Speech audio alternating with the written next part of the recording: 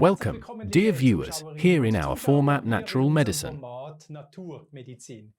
Today I found a topic that my guest said, "What, you've never dealt with that before?" Yes, indeed, we've never talked about Candida fungus in the format of QS24. I have no idea where it is produced everywhere. I've heard a lot about it, of course, whether it's good or bad, a Candida fungus. I don't even want to conclude that, but I've heard a lot about it, and that's why it's important for me to do a show here with Chief Physician Alexandra Kotthaus, who knows a lot about it.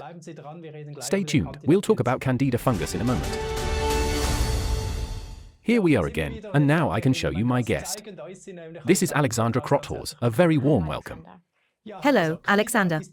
Candida is a fungus, right? And does the fungus grow in the intestine? It grows in the intestine, but it also naturally occurs in the intestine.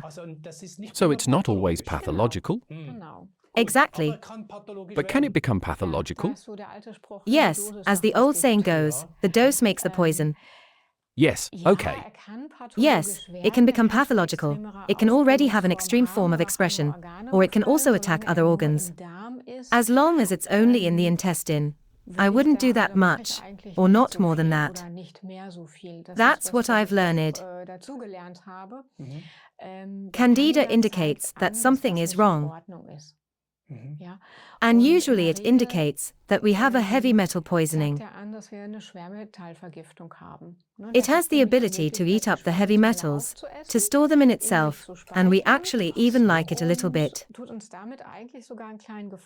But the price is, it stays with us. And normally it would just dissolve? Normally, if the intestinal environment is in order, we can always find traces. Most intestinal tests are not so sensitive that they show this regularly, but if you have a slight trace of Candida in the intestine, then it's okay. It's not necessarily pathological, but we have it. It occurs very often in nature. And only when the environment is disturbed can it overgrow. And that's exactly what I've heard. We have the good bacteria, bad bacteria, and fungi. And if we work with antibiotics and partly also reduce these bacterial strains, the fungi have more space. This is something very typical, that it occurs after an antibiotic treatment. Especially in older or immune-weakened people, when they get antibiotics, then it can be very good that you can find the fungus on the tongue or in the esophagus afterwards. Really? If I have a bulge in the intestine of Candida fungus, does the patient notice that? Except on the tongue. What does it look like on the tongue? No, it also depends on how sensitive the patient is. This can cause a bloated stomach, but also digestive irregularities, bulging in the stomach. These are things that can be triggered. And what does it look like on the tongue? Most of the time it's a whitish layer, not this yellow or light grey layer, which is also not uncommon, but it's usually a thicker, whiter layer. But there are also subgroups where it's black, thick. Then you say black, hard tongue. That can also be the case. Not nice? No, that doesn't look nice. And before we go into the treatment of Candida fungus, where else can it spread? These are the main organs. But theoretically, in very bad or immunosuppressed cases, it can reach the lungs and cause a fungal pneumonia. It gets even more difficult to treat there. That's not so nice then. But feasible? Yes, that's feasible. But now we're almost getting to the crux of the problem. As long as these symptoms are not achieved, I don't treat the Candida at all. That's sometimes what happens in the alternative scene. You have Candida, that's the cause of all your problems, and we have to get rid of it. And then there's the nystatin, which is then gladly taken. In the meantime, this phase has already faded a bit. It's a fungicide, which was once in the natural science scene, and not as harmful as other fungicide, and that breaks it down, and then you get rid of it. But then you've made the calculation without the host, as you say. I can destroy the fungus, But then I only have the problem that it releases all the heavy metals, and I can get a significant deterioration of the existing symptoms or neurological symptoms. That's what I've seen in my purely school medical time. Then you treated the Candida, and then you bought yourself for other deteriorations. Does that mean that I would actually have to do a toxicological detoxification? Yes, exactly. And then the Candida is automatically reduced again? Exactly. No, really? Yes, exactly. So, of course, if I have a lung inflammation with Candida, or so that I can no longer eat, then I really have to give something strong to bind the toxins and to reduce possible side effects.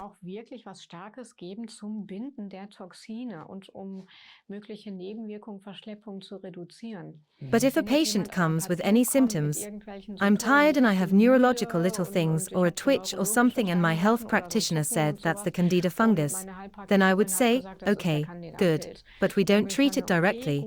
Then we work on the milia and have to give things to bind, to excrete, and then it disappears on its own. Dann müssen wir Sachen zum Binden geben, zum Ausleiten geben und dann verschwindet der schon von alleine. So I think that's almost a dangerous thing if you go too aggressively against the Candida fungus. The Candida fungus, except if it spreads so immensely, shows that it is more like the clock that shows that it is 5 to 12 o'clock, but not the cause. Yes, it was important that you said that, because often I hear the exact opposite. And that's really wrong.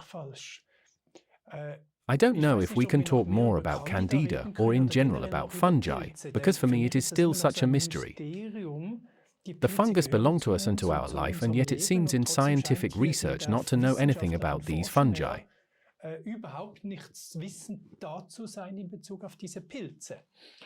Yes, that's true. It's an indescribable record, isn't it? We know a lot about viruses and bacteria, but about fungi? Above all, we know about bacteria, and we know that there are some that are good for us, and then there are harmful viruses, and then there are harmful fungi and parasites, and then it stops. That they may not all always be so bad, we rarely talk about it. How many more viruses do we have in relation to bacteria in general and maybe also in us? That is also not so well known. By the way, I remember something else. We have as many bacteria in us as we have body cells, and not 10 times as much. That's nice too. Time and time again, one person writes off the other incorrectly. I just got the idea where you talk about the fungus. Fungi eat heavy metals. It is still forbidden to eat fungi around Munich today. Yes, they also do something else. They absorb radiation. In the area of Bavaria, or everything that comes in the direction of northeastern Poland, Russia, Ukraine. In this area, for example, one should not eat chanterelles. So actually from nature a blessed product to balance to get the lead to a balance and also in our body.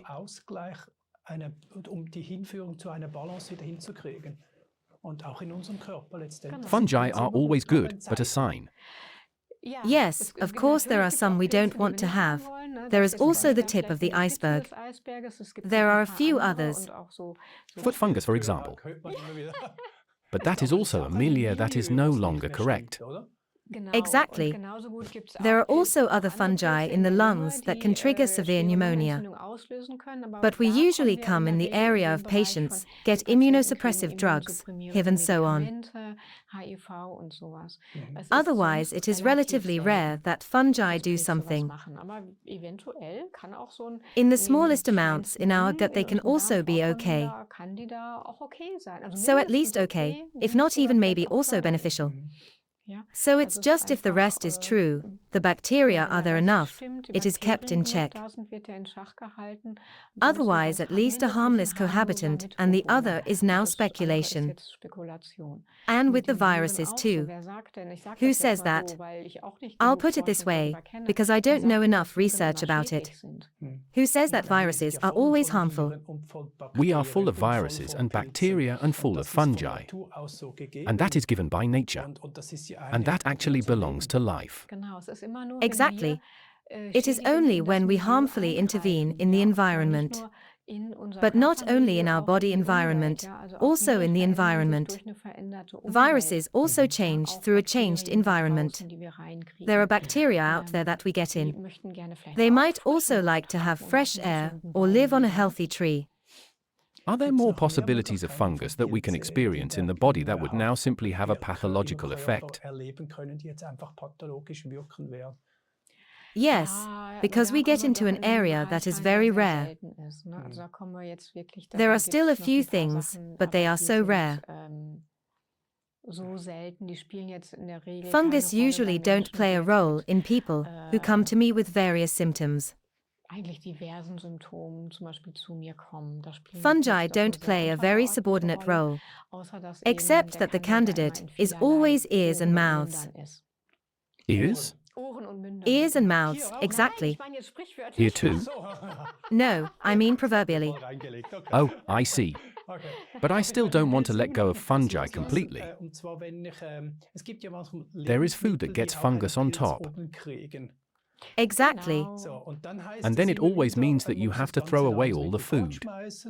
Others say, no, take it away generously. Yes, a fungus has a mycelium. It's just like a mushroom in the forest or a champignon. The champignons is only the fruit body and not the actual mushroom. It has its roots that spread over the forest ground, and what we see is always just the tip of the iceberg. But now you remind me of something like camembert. These are fungi that are edible, that do no harm, or where we can also breed penicillin from. Exactly. That means that a food that really gets a fungus has its roots everywhere. Exactly. That's why it would make sense to throw away the entire food if you think this fungus is not healthy. Yes, I think I would do it. I have to say, by now we have become so good at managing ourselves at home that we almost don't have any food waste.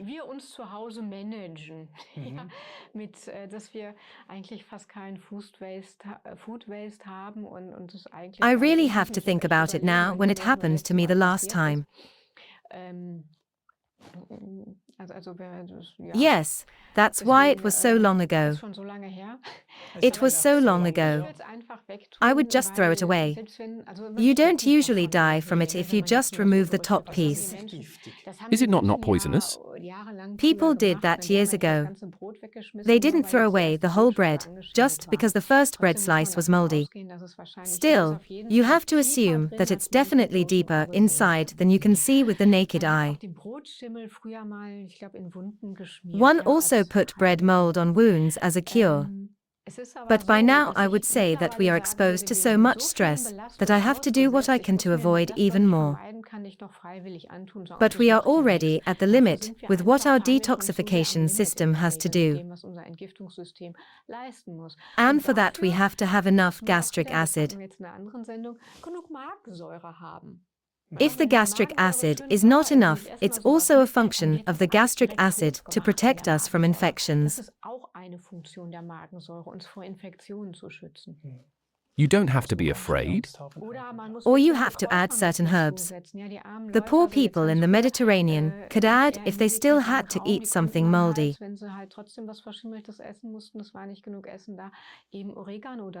Fresh oregano is very germ-killing. Now we have little oregano balls, which have almost the effect of antibiotics, of which you can say it's also effective against the more dangerous or resistant Staphylococcus. Staphylococcus? That's a fungus again. No, those are bacteria. By now there are several hospital germs, and you know that oregano oil is effective against them. But it was used to neutralize moldy foods in the Mediterranean.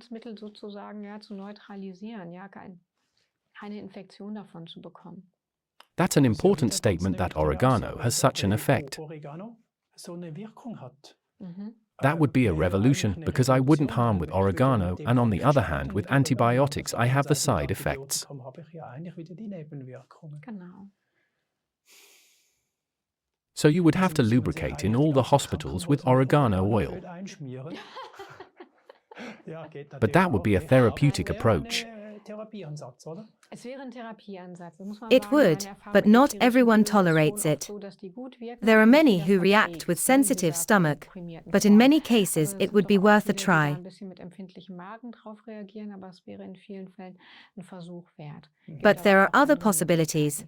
Möglichkeiten. Aber But generally ist we da stay einfach on the gerade noch topic beim of Thema herbs. Küchenkräuter zu When sagen, I wie ich use die the herbs Küchenkräuter thyme, einsetze. oregano, clove, Thymian, ginger, Oregano, peppermint, Nelken, star anise, speculaceous Ingwer, spice. When I make a porridge, I add cardamom, was habe ich clove, noch? ginger, Hier cinnamon. Sternanis.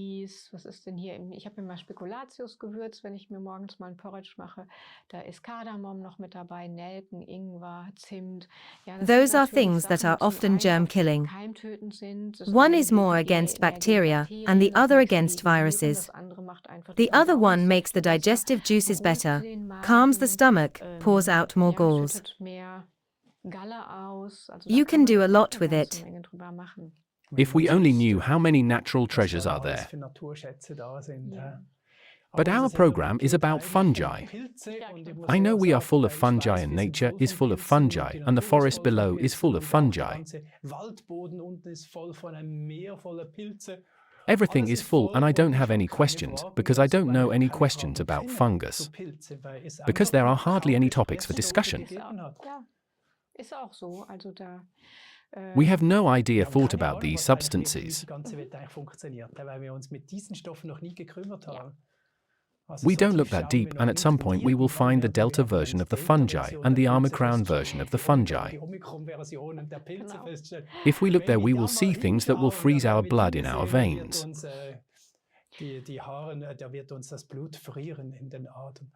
Sometimes you don't know if you want to know everything or if you don't want to know.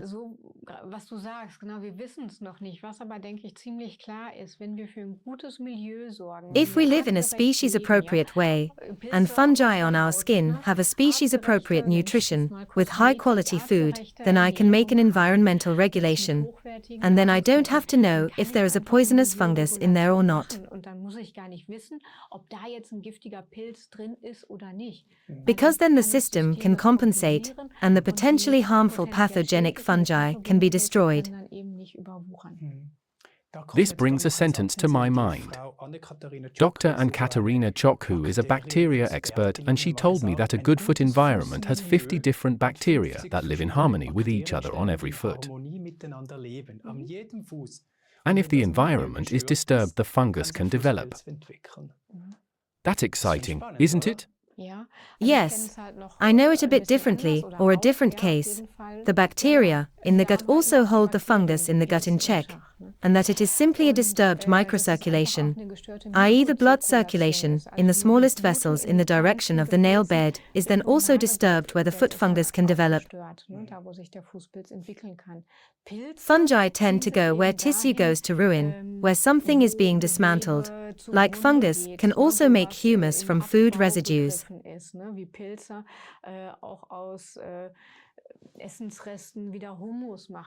They are also involved in this, so to speak. They are also recyclers in the environment. Now, of course, we don't want to have that at an early age, with the recycling, which can only be used later on with the toe. Yes, please, that's the way it is. Now I'm just thinking about whether I still have a question about the fungus. I don't think so. I think we'll wrap up this show. Thank you very much. That was for you, dear viewers, the chief physician of the Sonnenberg Clinic for you, Alexandra Kotthaus, in relation to Candida. And you also noticed, so if we have it on our tongue once or have an overwetting, then it always has to do with the environment, and that fungi are ultimately also a blessing for us humans, because they can simply bind heavy metals or even radioactive substances. I wasn't quite aware of that. On the one hand, about the radioactivity, because of Chernobyl it was propagated very widely, but that it also binds heavy metals within the intestine, I didn't even know that. But again, again and again you see that it is simply a miracle. The human being is a miracle that he can produce or expand things himself in order to simply get environmental influences under control and to keep the host, i.e. the human being, alive. I have to say, I'm amazed. That's it for me. All the best, dear Alexandra. Thank you very much, Alexander. And to you too. Until next time, take care of each other.